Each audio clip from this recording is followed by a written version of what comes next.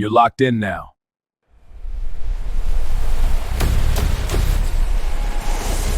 Welcome to Bringing the Wood.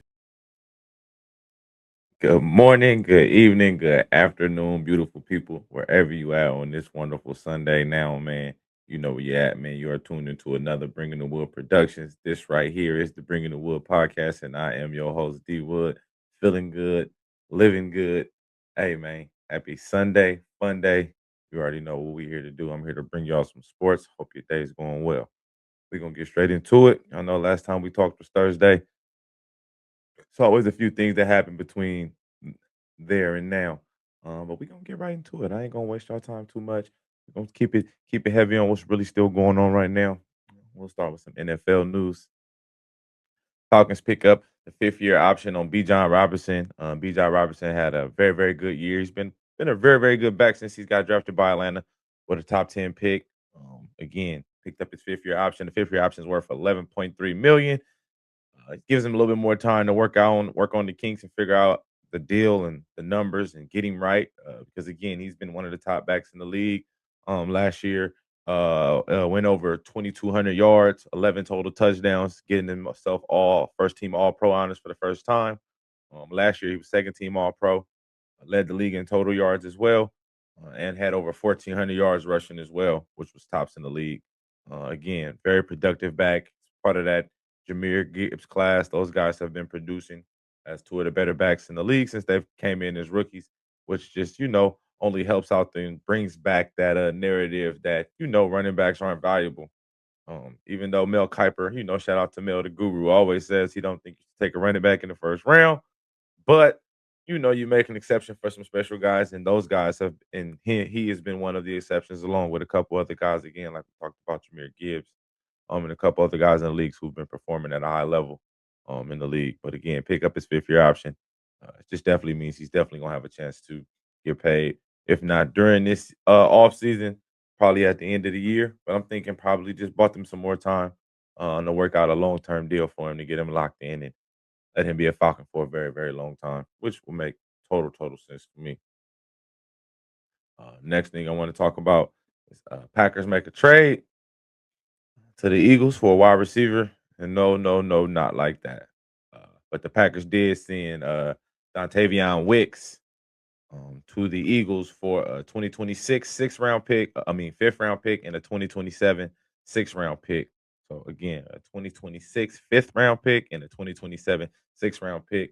That's what the Packers will be receiving, and the Eagles will be receiving Dontavion Wicks, who's been a solid receiver for the Packers over his time there. He was drafted in the sixth round, um, out of Virginia, but outplayed his role, man, and that happens. And now you're gonna have a chance to go to a Philly team where they're looking for a number three and potentially a number two, but definitely they're looking for a number three. And they always, take a swing. That's why they brought in Hollywood Brown. He's gonna be in competition. Wicks will be in competition. And they actually gave Wicks a 1 year, $12 million extension because he was on the last year of his rookie deal.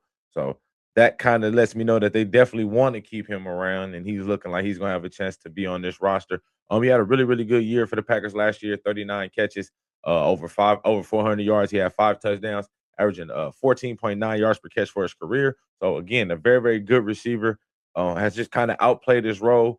And the Packers still got a bunch of receivers on the roster, so they can kind of move guys like this. Obviously, they let Dobbs walk as well to New England. You kind of trade Wicks, and again, their receiver room is still full of a lot of guys. Savion Williams is one of the young guys who's been making strides, who's gonna have a chance. Bo Melton is another guy who's on the roster. Like they got some, they're deep over there on the Packers receiving core, so they're able to make moves like this to be able to get guys that can come in and help them out. Maybe later in the draft because they develop really well. So you get 2 picks from the Eagles and you can put those somewhere else. Probably to help out the defense or continue to strengthen the offensive line. But again, they always draft receivers in later round and develop them pretty well. And again, just another guy on the team who kind of outplayed it. But again, the Eagles get a guy who's again played in a lot of games already as a young guy in this league and play well. Philly will receive that again. They have a chance to battle against Hollywood Brown for that 3 spot to figure out who's going to be able to help out Devontae Smith and AJ Brown. But will AJ Brown be around to even be on this team? Could Wicks have a bigger role if AJ Brown is moved? What's next for AJ Brown and the Eagles? I'm not sure. It's kinda up in the air. Obviously, they have till June 1st to move him before his new deal before the deal kicks in, and he's owed, his guarantees for this upcoming season. So they still got a little bit of time. They got, till after the draft, and I think they will probably the goal is to hopefully they can trade him during the draft, but if they're not able to, I don't think they'll mind trading him post-draft because that'll kinda let them see who still might have missed out in the draft on a receiver. Because somebody's gonna miss out on a receiver. The draft might not fall the way that some team wanted. So, he's still gonna be around. Or maybe we get a little nick, somebody get nicked up in early OTAs. But I definitely do think there's still teams kind of kicking the tires on AJ Brown, specifically the Patriots are one of those teams that we know is still heavily involved. Obviously, the verbal connection is there with him and AJ. But I definitely think the Eagles aren't pressed to move him because he's still a good football player, and at the end of the day, they traded for him and they got him, and they understand what he's capable of. So I do think if they have to walk him out there next season, they will, and and it'll be whatever. But if they can get value for him and get what they want of value for him, I think that would be the perfect move is to get him out of there.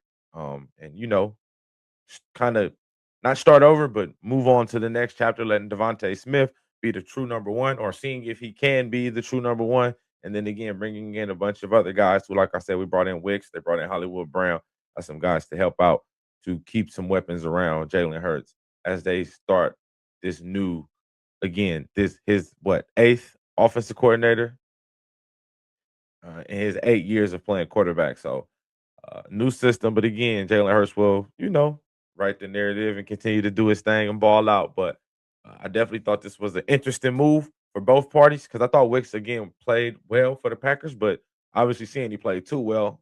He was on the end of his rookie deal, so they were going to have to pay him at the end of the year, or he was going to walk.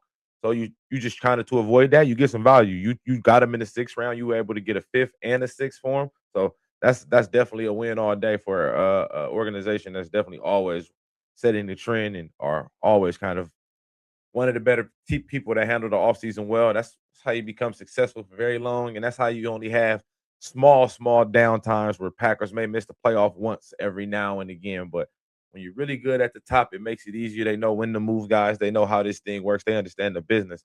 But again, big pickup for the Eagles. I think is the guy that's gonna help them out pretty much. He can come in and be the number 3 receiver right away. With I think he can outdo Hollywood Brown because Hollywood Brown, his health has kind of been his issue since he's gotten the league. That slender frame he has, and he's not really strong, and then he goes across the middle as well. And he's kind of not afraid to take a hit, so that's kind of like the problem as well because he's so small. But I do think Wicks has a chance to come in and be an instant number 3, or potentially have a chance to be a number 2 if AJ Brown is moved. Which we're kind of gonna wait and see. The draft is a little less than 2 weeks away, so it's gonna be fun. I'll be doing a mock draft next Sunday. Probably do it live. I'll have a few guests on, and we'll do a mock draft. We'll draft for our teams. I'll probably just do a 3-round mock just to keep it nice and easy. Nice little 3-round mock, depending on how many people we got. If we got more people, I'll definitely keep it less rounds. So I don't want to be there all night. But if it's only a few of us, then maybe we'll go. Maybe we'll do a 4 or 5 round mock. But that definitely got a mock draft coming. For sure, for sure. But that'll be coming up on the next Sunday episode. So yeah. But next I want to talk about Travis Hunter. He got hurt last season as his rookie year, but playing more wide receiver than corner. I got the numbers right here. He played 489 total snaps last season before his injury. And he played 324 on offense and 162 on defense. But they've come out and said he's going to be more of a full-time corner and a part-time wide receiver. And I kind of always thought that was how it should have been in the first place. I think it's harder to find all pro corners than it is to find all pro receivers. And their receiving core played really well after Travis Hunter got hurt. And not saying that was why they played better, but they ended up having to go trade and get somebody because he got hurt, and then bringing in Jacoby Myers from the Raiders, I thought helped out them a lot, helped out Trevor Lawrence, getting him like a veteran guy that can work the slot and get open and understands. Former quarterback too as well, who's able to kind of understand. I think that kind of helped Trevor Lawrence settle in, and then him uh, plus Parker Washington, who's kind of been playing well, and then they got the guy from LSU. Uh, Name just left me real quick. But they got him as well, number 7, having a brain fart. But again, so I think that's kind of why they kind of saying, okay, we can play Travis Hunter full time at corner. And again, he only had 3 breakups in his 162 snaps on defense. Again, I think he has a chance to be a Pro Bowl, all pro level corner with the instincts, with the ball skills, um, with the ability to tackle. I think with the ability to be able to line up on other teams' number one wide receiver and give them a hard time. I think he's going to help them out more than hurt them with playing full time cornerback and then putting them in spurts, putting them in the red zone, putting them in when you know you want to get him jet sweeps, you want to get the ball in his hand, a lot of RPOs and things like that. He can come in and catch the ball. And he's really good with the ball in his hands, really good right after catch. So I think heavy on the corner where they really, really need help at anyway is on the back end. The secondary, they're already going to probably address that in the draft as well. They traded up basically last year in the draft 2 spots to get Travis Hunter. So I definitely think you want to utilize him more on the defensive side of the ball. Like I said, it's really hard to get all pro corners and Pro Bowl corners than it is to get that at the wide receiver position.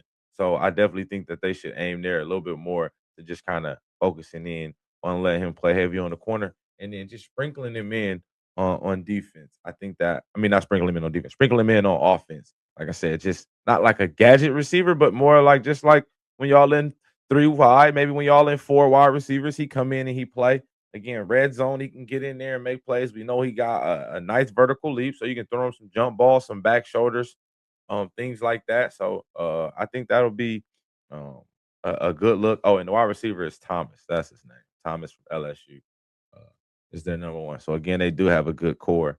But again, they can look to upgrade the running back, obviously with ETN heading over to New Orleans. So that running back is an area they can use too as well, but that's somewhere they can go later. But I do like that they're going to go with Travis Hunter moving in the full time corner, especially in the division that they're in. Got some decent receivers in the South that can make some plays when healthy. Nico Collins being one over there. Alec Pierce just getting paid. He's gonna be a guy that he's gonna have to run around and stick around with. We got Calvin Ridley. We also just got Wan'Dale Robertson as well. So it's gonna be some guys that he's gonna have a chance to cover, and then just in the AFC in general, over there. So he'll have a chance to again match up with a lot of good guys a little bit more. And I think that's going to be a little bit more exciting for not only the Jaguars fans, but just us who are friends of Travis Hunter anyway, who really loved him on the defensive side of the ball and what he could do. So now we're going to see our teams going to target him. Is he going to be thrown away from? I think this is going to be it's going to be a little bit more fun to see. And again, I think he'll have more of an impact on offense uh, with the way he plays on defense as well. I think he'll have a chance to get a lot more takeaways. He'll be able to get his hands on a lot more footballs. I think this was big time for the Jaguars making this move. Obviously, you understand, wide receiver is the flashy position. It's the NFL. It's about scoring. So I understood why they tried to do that and make him heavy offense. But again, this guy is a corner by nature, but he's a playmaker, so he can play wide receiver as well. But again, I think he's a better corner than receiver. And that's not saying he's not a good receiver. He's really just that good of a corner. So I think he's gonna get a chance to really blossom in year 2, making sure that he's fully healthy, returning from the injury. And if he's fully healthy, this guy's gonna be a big impact. And unfortunately, I'm gonna have to deal with that for the foreseeable future. But again, man, I'm a Travis Hunter fan. I enjoyed watching him play.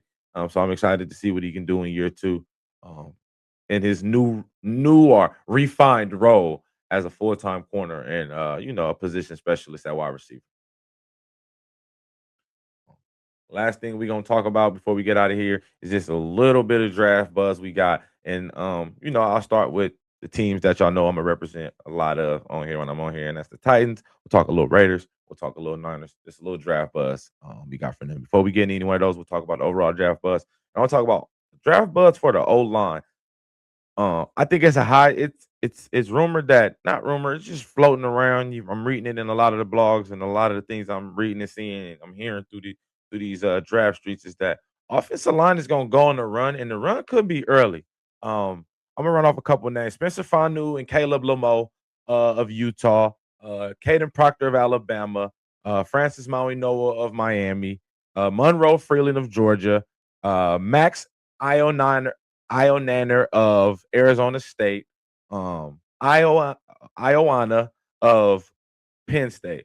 All these linemen are projected to be going somewhere in the top 15 to 20 picks. Sounds crazy. I was saying that too, but they basically were saying once one or two linemen go, it could potentially be a crazy run on linemen because a lot of teams are already quarterback set. There's only a few teams who don't really have their quarterbacks in play or don't have weapons. So they're saying that the offensive line is kind of going to be thrown up there. There's usually always a position that's to a certain extent overdrafted. And they're saying this year it could be the offensive line. Not saying that these guys are going to be bust or anything or bad players, but it's just saying that they're going to probably be drafted maybe 4 to 5 slots earlier than what you would expect. And it could start real early in the draft, as early as obviously at number 3 with the Arizona Cardinals. Talking about them taking offensive tackle, potentially, even though they have a myriad of positions. So that's why they say the draft kind of starts at number 2 with the Jets. But we're kind of leaning towards the Jets are going to take one of the edge rushers, whether it's um, Avril Reese or David Bailey. That's what it's kind of looking like. So the draft kind of feel like it's starting to start at 3. And what would the Cardinals do, and where would it start there? And then you also got rumored that the Browns are thinking tackle as well because they got a quarterback competition and they want their quarterbacks to be and have the most protection and most weapons and equal opportunity to show why they should be the franchise quarterback and why the Browns shouldn't be thinking quarterback in the 2027 draft. So again, it's a rumor that a lot of these linemen could potentially be going early. So if your team need an offensive lineman and they picking in that back end of the first round, it's a chance that y'all could miss out on one of the better linemen. You might have to trade back and settle for a guy in the second round, or maybe you might overdraft to a guy that might have been an early second, and you take him in the back end of the first, just because he's gonna need that extra year to develop anyway. But yeah, a lot of offensive line. It's rumored, man. GMs, execs, players, personnel has been doing a lot of talking at these owners' meetings. And rumor is right now that offensive line is a hot commodity right now. And there's a lot of good offensive line, and yeah, it's rumored that they're gonna be getting ready to get moved up. So that's definitely some of the early buzz I've heard with the draft pertaining to offensive line and just who we looking like as the position that's gonna be drafted early and often once it starts. So once you see that first offensive lineman leave the board, that's when everybody should start to not get nervous, but turn your antennas up and be like, okay, let's see, are we gonna get some trade ups, or is teams gonna start to take offensive line? Because you don't want to be the team thinking a guy that's a second round grade on your team is a second round grade on everybody's team. Because everybody's boards don't look the same. Everybody don't grade and scout guys the same. So you just never know. So that's the rumor on the offensive line. And now we'll talk about a little rumors on some of our teams. We'll start with the Raiders. Raiders have already came out, and we already know the writings on the wall. Fernando Mendoza is the guy. Um, Kirk Cousins even came out and said in an interview that he's okay with them drafting Mendoza. They already kind of talked about it. He's already embraced it, and he already even came out went as far as saying if Mendoza is the better kid come week 1, he should start. But he knows what his job is to do. So I do like that Kirk Cousins is on one accord with the Raiders brass and understands what his role is currently as the Raiders' potential starting quarterback until they draft Fernando Mendoza. But with that being said, they've been talking again. They already came out and said that they will go early in the draft, helping out Mendoza on offense. So again, we know they drafted Ashton Genty last year. They got Brock Bowers, the superstar tight end, who's just kind of got to stay healthy as well. They still got Michael Meyer, the other tight end. So they still got 2 good tight ends. You got the running back. They just went and invested in the line. They'll get Colton Miller back, starting left tackle or right tackle, depending on how they do. Um, and now they're saying that they are going to make sure they help Fernando Mendoza in the second and third round. One of those picks will go on an offensive player. And offensive player doesn't just particularly mean a weapon. It could be an offensive lineman, but they're definitely going offense in the second or third round. I think it's gonna be offense early, definitely, and it could potentially be. I'm thinking wide receiver or offensive line. I think is what's gonna be the move. It's leaning heavy towards wide receiver because right now the way the receiver core look, it doesn't have a true number one, and right now they don't. The only guy who's probably got some potential of being a number one with some upside is Deontay Thornton of Tennessee. But man, if you kind of just check the rap sheet of Tennessee wide receivers in the NFL, man, only one that's really good is Jawan Jennings. And again, he's a former quarterback, so he kind of gets he's kind of different mind for the position. But Tennessee receivers don't really pan out that well in the NFL. So as much as I'm rooting for Deontay Thornton to become a better number one and become that deep threat that they need, but him or Jack Best doesn't seem like they have that number one potential. Tucker's definitely not a number one. They brought in the receiver from the Vikings, Trailer. We'll see. But again, I don't think my bad. Jalen Naylor from Michigan State, the wide receiver.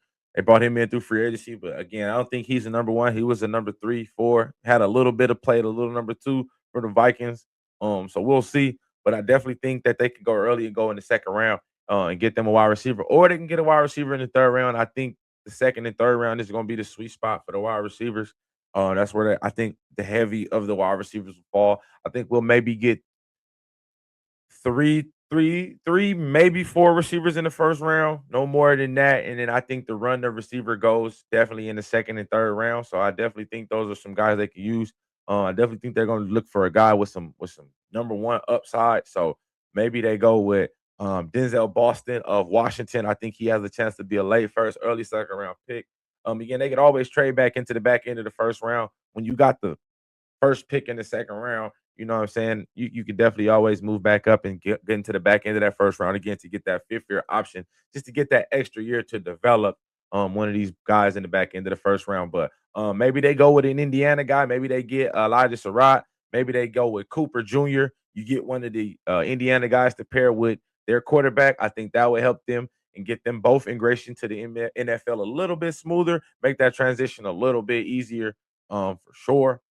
Um, but I definitely like that look. That could be a good one. Also, Casey Concepcion, but he's on a lot of teams' eyes.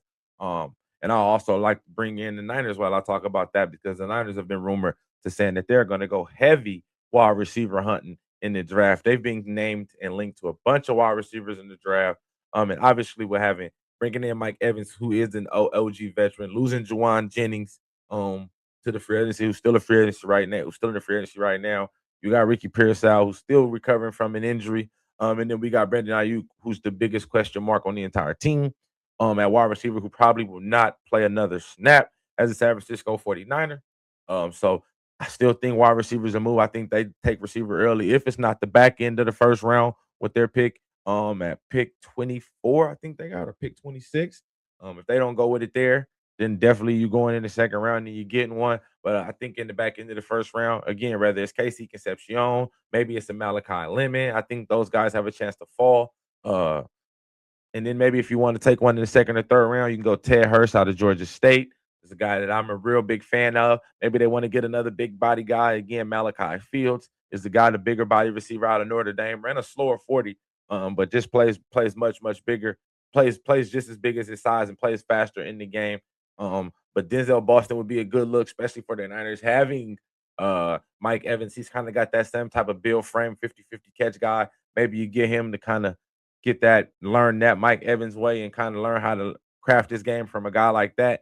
And again, I do think they're gonna go with a bigger receiver with Purdy being a shorter quarterback. It only makes sense to get bigger targets that he can see standing in the pocket, having to already stand around 6'5" and 6'3" offensive lineman already standing in front of you. It only makes sense to get bigger wide receivers, bigger frame guys. So that's why I'm leaning more towards the Denzel Boston's, Casey Concepcions of the world, Elijah Sarras, Malachi Fields, guys like that, Ted Hurst, guys who are bigger receivers, bigger targets that you can see when you kind of in that pocket. But yeah, those are some of my draft rumors for the Niners and Raiders. Definitely, like I said, the Raiders have already came out and said in the second and third round they'll be definitely in one of those rounds they will address offense to help out Fernando Mendoza, even if it's not for this season, for the future. But they will be helping out their number potential rumored number one overall pick, Fernando Mendoza, with either their second or third round pick.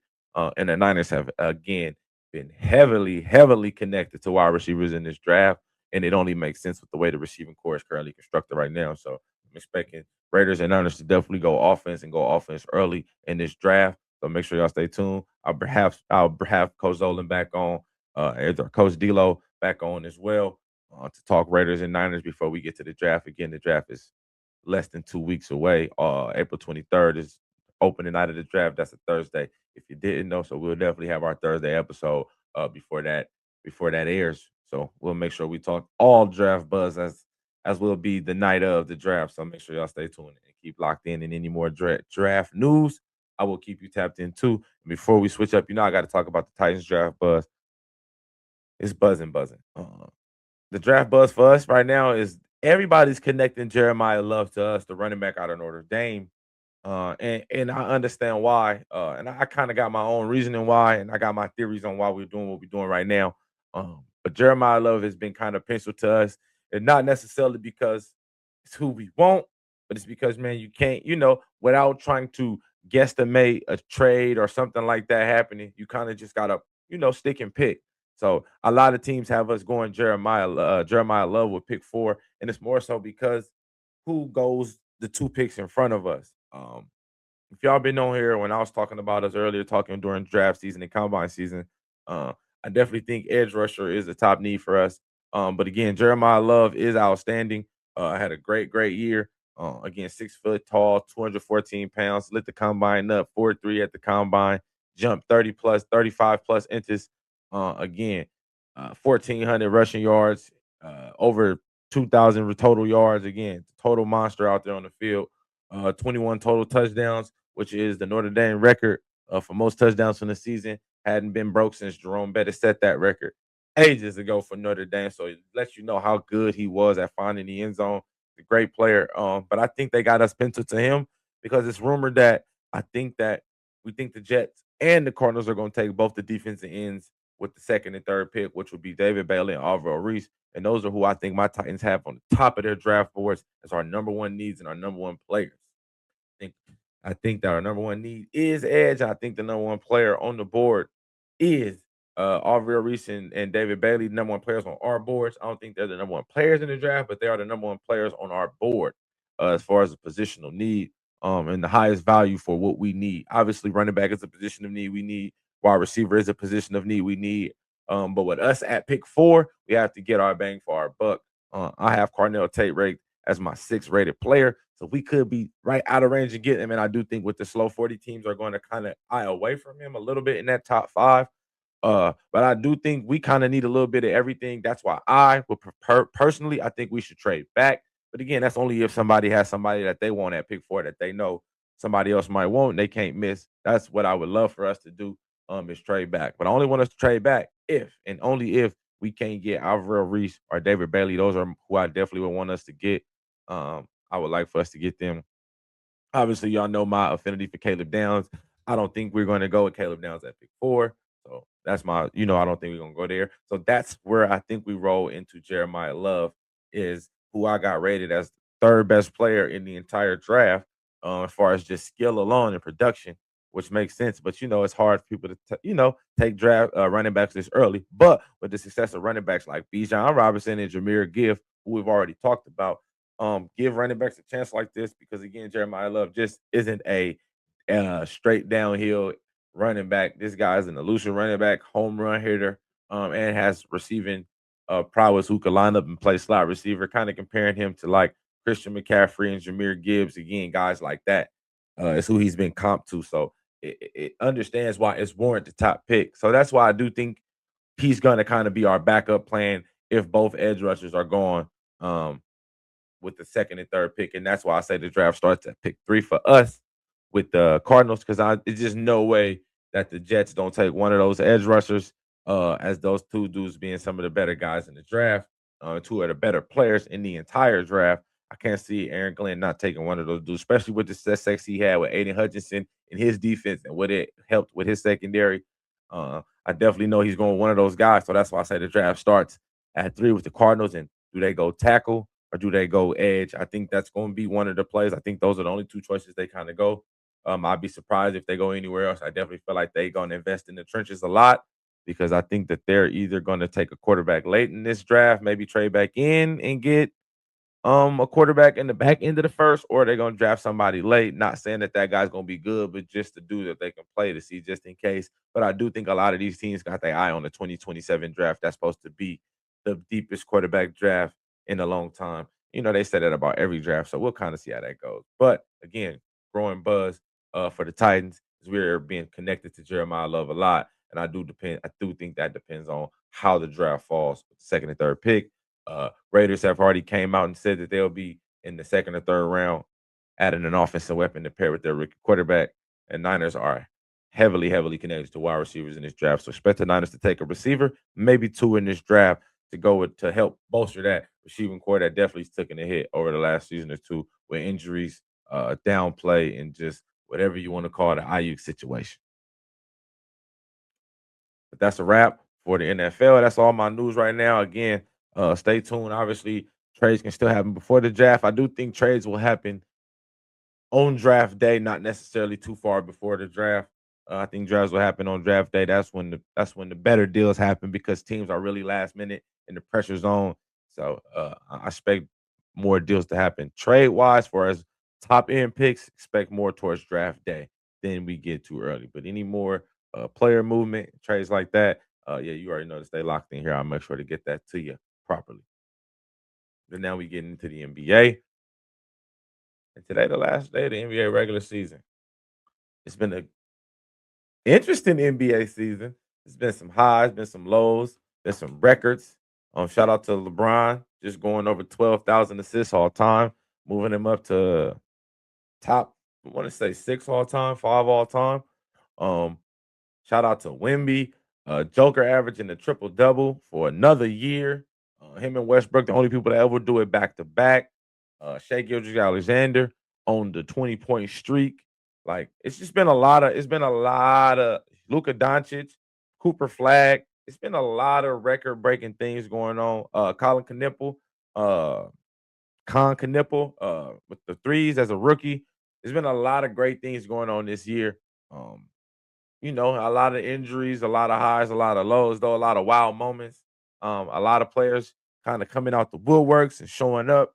A lot of players revitalizing themselves. It's been a great, great year of hoop, and it all comes down to today. It's the end. I told y'all in April 12th. It's the end of the NBA regular season as we know it.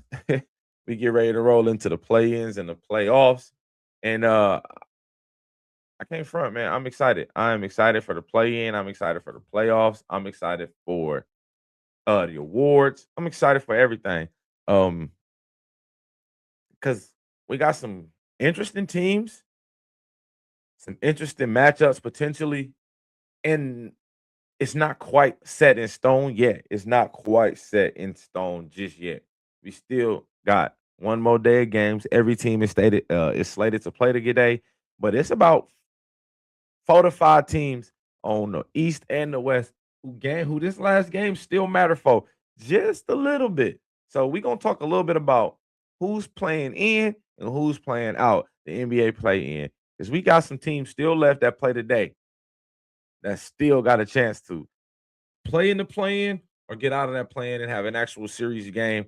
And we're gonna show y'all. I'm gonna get straight to it. I got it set up for y'all. We're gonna pull up the screen and we're gonna talk about it a little bit. This is the East standings right here, currently structured. And as you can see, it lets you know teams that are locked in their positions and they're not going nowhere. Detroit Pistons locked in with a chance to win 60 games because they play today. They got a chance to win 60 games. So if they want to set a little history, first time since but Detroit Bad Boys, they got a chance to win 60 games in a year. Since they've been the real bad boy Pistons. So big chance for them, but they locked into one. Boston locked into two. New York Knicks locked into three. Cleveland Cavaliers locked into the four. We got Atlanta Hawks. Again, this is right where it gets good. They clinched the top 6 seed, so they can be 5 or 6. They won't play in the play-in, lock themselves in the top 6 seed. So they won't have to play in the play-in. That's good for them. And then you got Toronto Raptors, who are trying to figure out which one they gonna be. Are they gonna be the 5th or the 6th seed? Again, along with the Orlando Magics and the Philadelphia 76ers. So right there's that little funk of teams. Atlanta, Toronto, Orlando, Philly all have a chance to still be in the play-in. And again, so let's go check and see who these guys play. We're gonna go check on some of those games today. Um, and we got 76ers taking on the Milwaukee Bucks. So we can kind of say Philly gonna win. Philly gonna take that dub. So they'll have a chance to be at 45 wins again, but they're gonna still need a loss from Toronto. And Toronto playing my Brooklyn Nets. Yeah, Toronto might get them a win as well. So this could be real interesting, man. Again, the game that's gonna be fun is what do the Miami Heat want to do versus the Atlanta Hawks? The Heat are locked into a playing game. They can't get out of it. Do they want to rest their guys for the play-in game this week, or do they want to play spoilers and try to make Orlando or try to make the Atlanta Hawks, you know what I'm saying, lose a little bit of their momentum and potentially fall because Toronto has the tiebreaker versus the Hawks. So if Toronto wins and beats the Nets like we expect, and Atlanta loses, Toronto would have a tiebreaker, and Atlanta would go to the 60 and not the 5, and now they'll be penciled in to play the Knicks in the first round instead of playing against the Cavs in the first round. I don't really know. Maybe that might be better. I don't know. It's an interesting spot. We'll let those chips fall how they may, though. But that's gonna be fun to watch, though. Again, we got a couple teams battling for just a few slots. We can go check on who the Orlando Magic's play. Orlando play the Boston Celtics. Boston Celtics again locked into the number 2. But again, I think Boston's still gonna play their guys because again, Tatum's still trying to get ready. But again, games don't start till 3 o'clock, so this should be out before games drop again. But I'll make all my picks before we're done here on both sides. But again, this is real interesting. So again, few spots left. Um, I think Toronto and Atlanta both. I think Toronto and Atlanta both probably stay. uh, Philly definitely has a chance to move into there. It's gonna be tight. I don't know exactly what the tiebreaker is between Philly and Orlando. If they were to win out, if Philly was to win and get to 45 wins. So again, it's not set in stone yet. It'll be set by the end of the evening. And you already know. So come Monday, we'll know exactly what's going on in the East and who's going where and who's playing in the play in, who's going where and who has to travel, and who's hosting a home play-in game because that's what you're fighting for right now is that home play-in game. That's what you need. That's kind of what everybody's hoping for. So that's why these last games actually do matter. I mean, now we got to go to the West because theirs ain't always set in stone neither, and theirs is pretty interesting as well. As you can see, Warriors locked into the 10. They locked in the play-in spot. Oklahoma City locked into 1. San Antonio locked into 2. We already talked about Lakers and Nuggets. Still battling literally for that number 3 seed to the last game. Lakers own the tiebreaker. So we need a Lakers win, and they would need a Lakers win and Nuggets loss. Lakers take on the Jazz. So Lakers have a high chance of winning their game. But the thing is, the Denver Nuggets play the San Antonio Spurs, and I don't think Wemby's playing.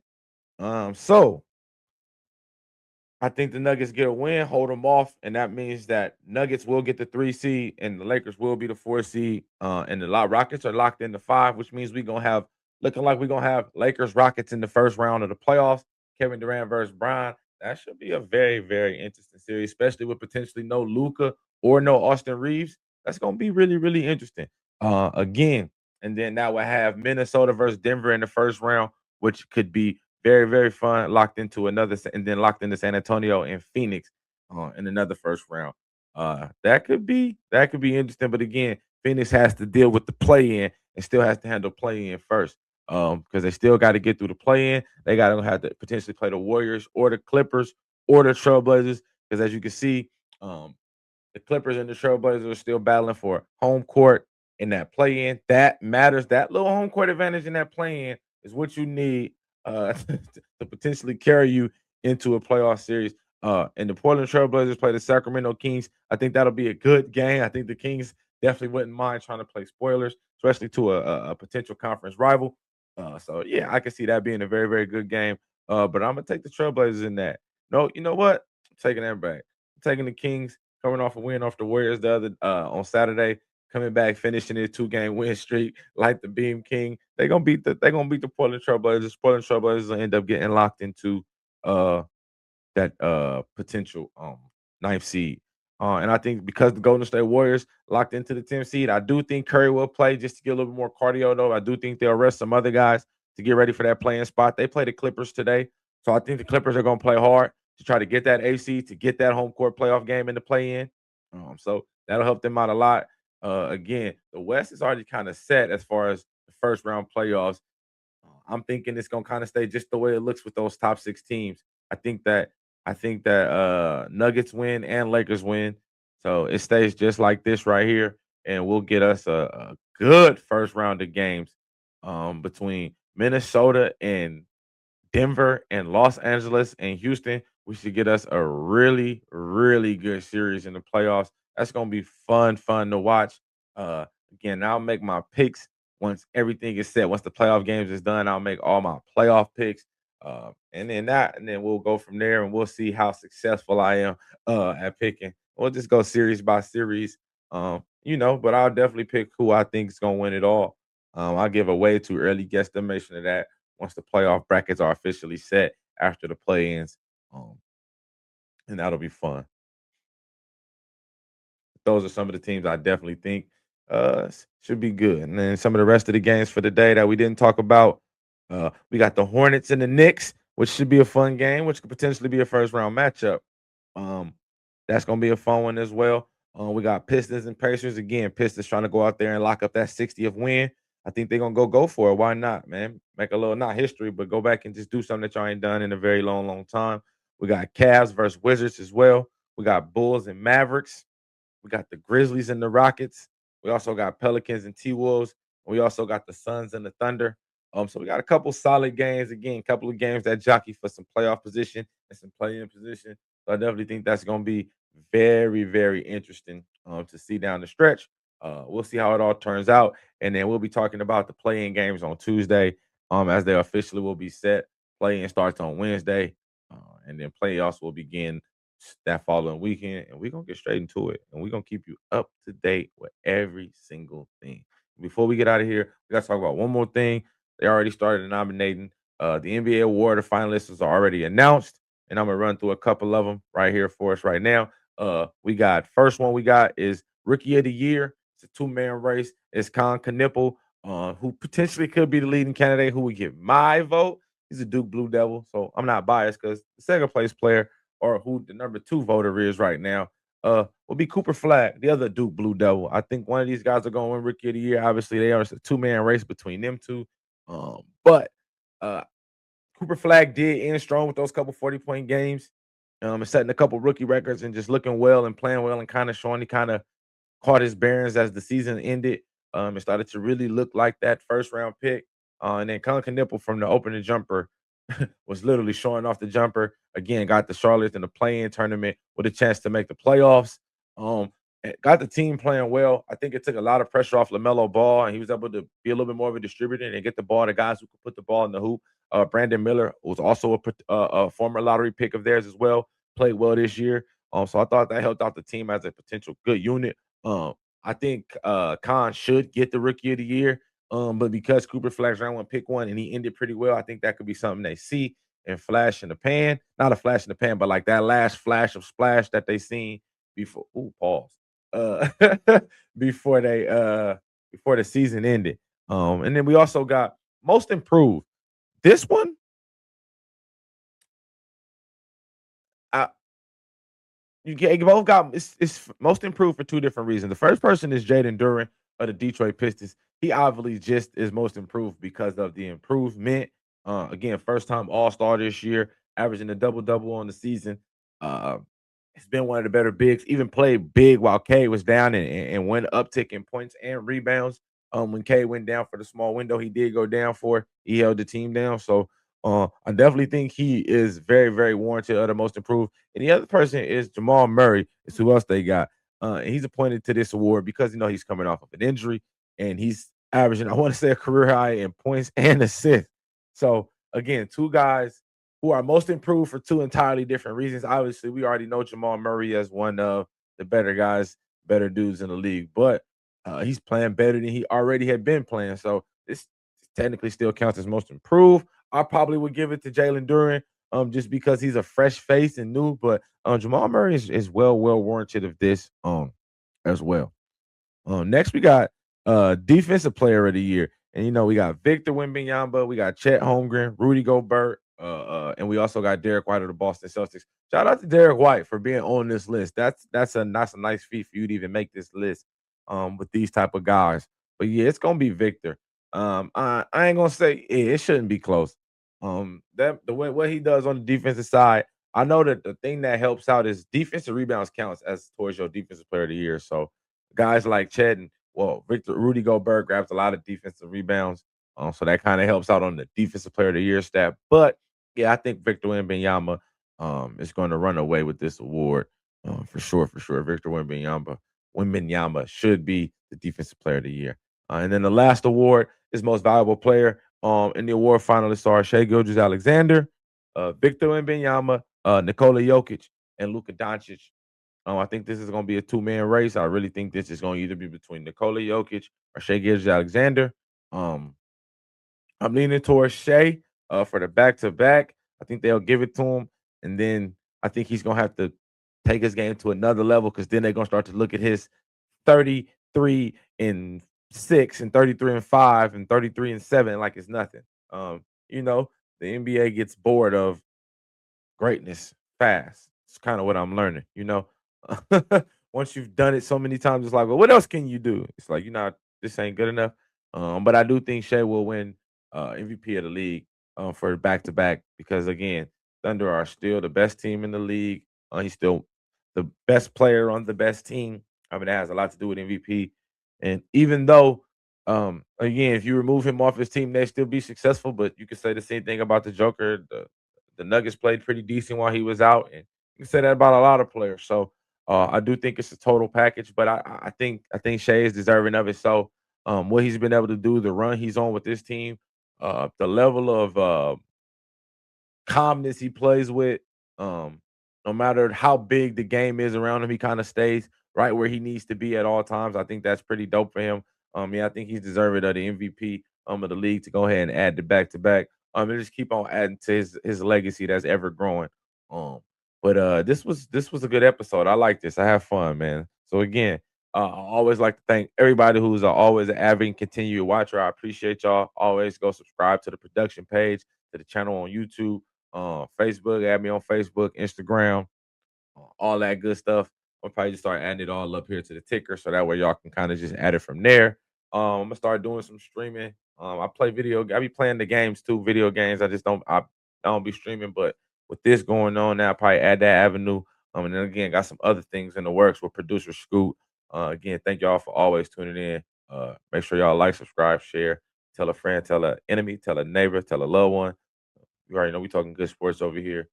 Love, peace, and hair grease. Love, live life, and Tupac. It's the Bringing the Wood podcast. It's your boy D Wood, and y'all know what I do on this podcast. I just brought the wood. Have a good Sunday. Peace. You've been locked into Bringing the Wood. No soft takes, no watered down debates. If it's in the game, we bring it head on. Until next time, stay locked in.